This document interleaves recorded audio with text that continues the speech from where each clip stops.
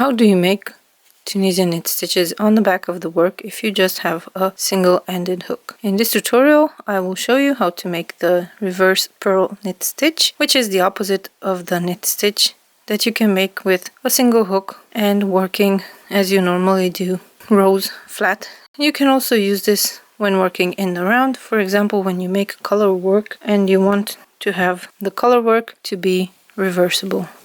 I made a sample here just to show you what it looks like, and this is the regular reverse stitches, and on the back you will see that they don't look like the knit stitches because the back of the regular reverse stitch is the Tunisian purl stitch.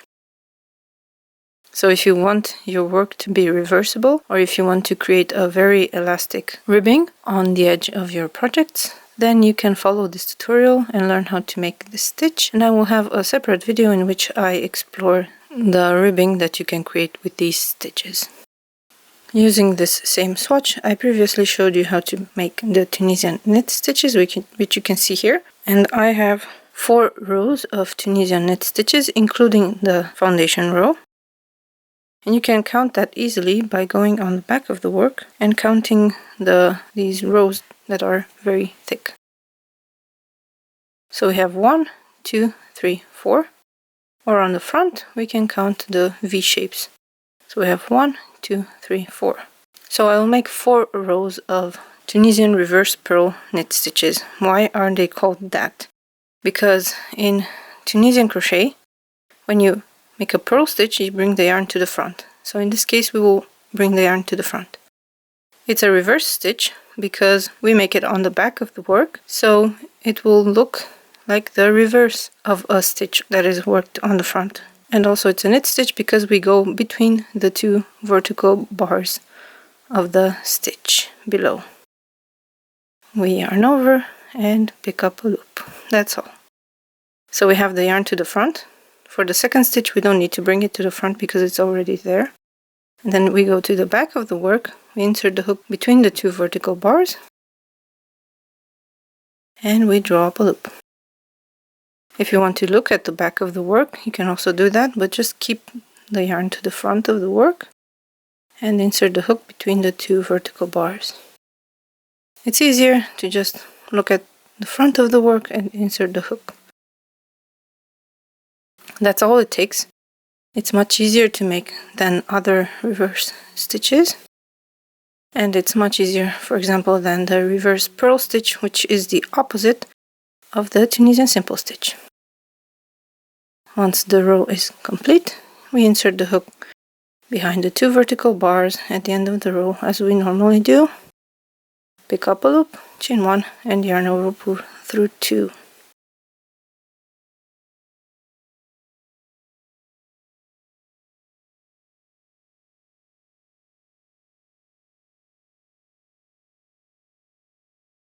So now we have this big ridge on the front of the work, and on the back, if we open up the fabric, we will see some stitches that look like the knit stitch.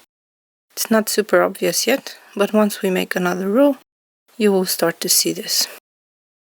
So once again, we bring the yarn to the front of the hook, we go on the back of the work and in between the 2 vertical bars.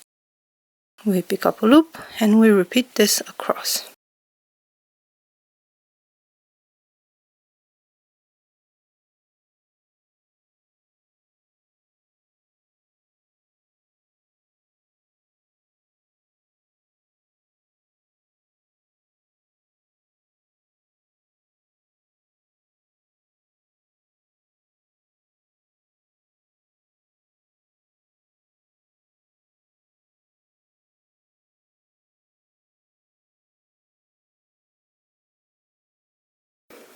At the end of the row, insert the hook behind the 2 vertical bars.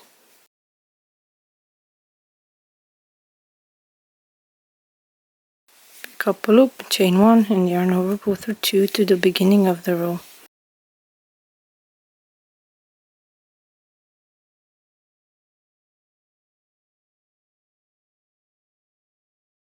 Now you will notice something interesting.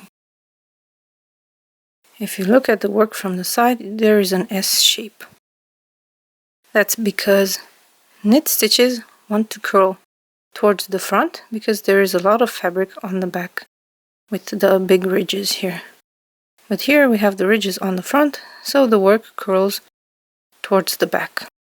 And if we look at the back, we will see the familiar knit stitches.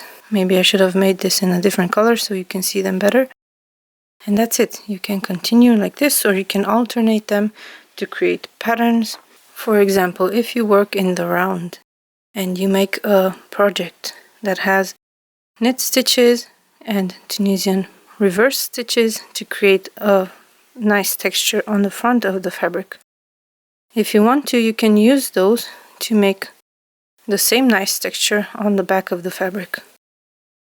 In this case, I used the regular reverse stitches, but if you use the reverse purl knit stitches, you will get, like in this example, the knit stitches on the back of the work. Of course, making a cowl is not a very good application for this because you will only see the front of the work. But if you make, for example, something that's made in the round, like a circle, a square, a hexagon, and you want it to be double-sided, you can use these stitches. There will be a bit of a difference from the regular reverse stitches that we normally use for working in the round with two colors. So that difference is here. When you change the color, you have a little diagonal here. And the same here. You can see it on the inside as well. So there is a bit of a bump. If that doesn't bother you, then always nice. And the thing is that I used cotton for this swatch so that it would show off any problems. But I think even with cotton, it looks great. The one thing you need to keep in mind if you want to make a project with this type of reverse stitches is that they do not have any give. Because on the back you have knit stitches, which are very short. When you use reverse stitches, you have a lot of give here. So the motif on the front will have the first color peeking through.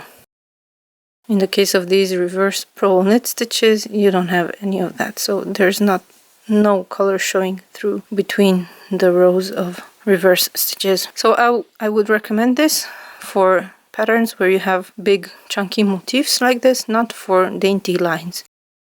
If you have lines, it's better to use these and not to make a reversible piece. But if you have a big motif like this heart, then I think it's worth trying this method. Of course, the second application will be an elastic ribbing that you can add to the edges of your project, which we will explore in another video. For now, let's bind off in pattern, just so you can see how to do it if you want to bind off with the reverse purl knit stitches. So we bring the yarn to the front again, insert the hook between the two vertical bars of the stitch below, pick up a loop and slip it.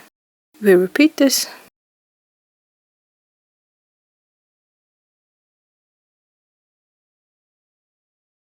It's not easy to do slip stitches like this on the back of the work.